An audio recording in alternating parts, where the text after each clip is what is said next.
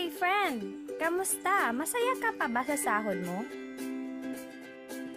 Stressed out ka na ba sa trabaho mo? Kaya mo pa ba ang gastos para sa pamilya mo?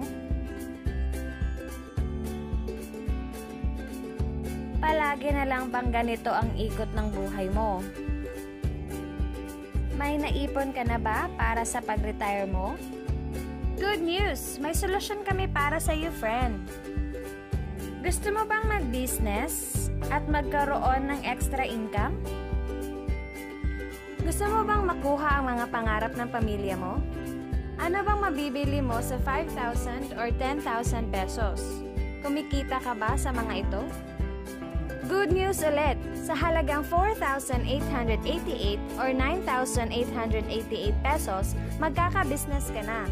Baka interesado ka, friend? Introducing Planet Mobile Business Club.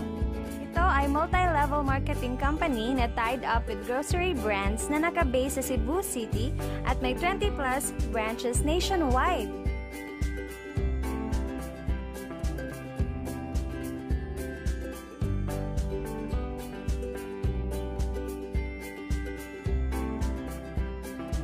Kilala mo ba ang mga produkto na to? Sigurado kaming may kakilala ka rin gumagamit nito.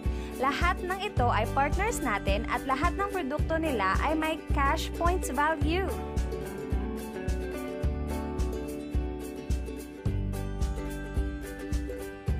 Basta't nag-grocery ka, pwede ka sa negosyo natin. Handog ng Planet Mobile ang best advantages para makatulong sa iyong kumita ng extra income. Ito ang basic ways to earn. Gusto mo bang kumita ka agad?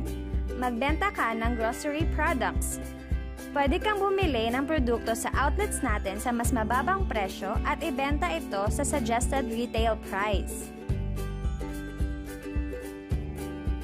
Halos lahat ay kailangan ng load at magbayad ng bills. Handog ng Globe GCash ang cash rebates at malawak na services. Halos lahat ay may touchscreen smartphone na ngayon, di ba?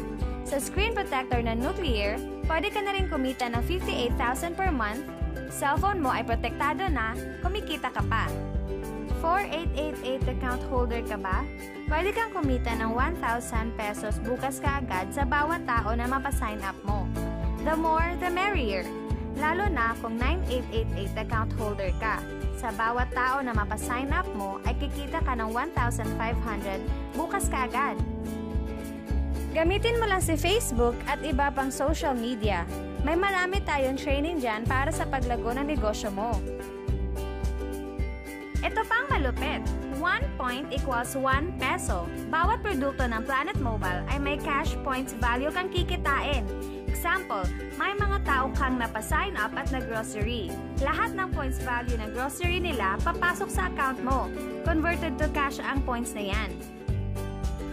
Imagine, kikita ka ng 2 pesos sa bawat tao na member mo.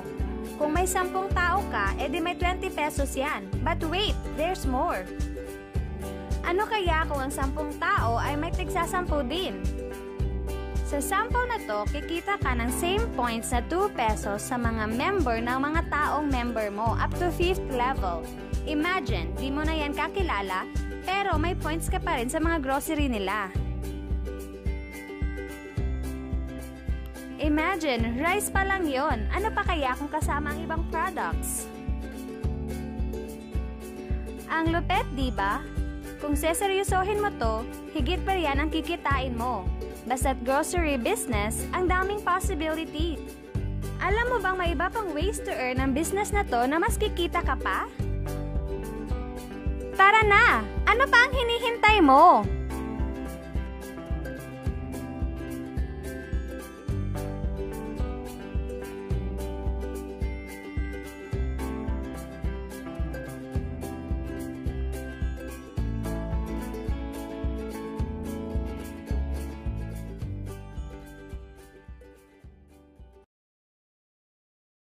Created using Powtoon.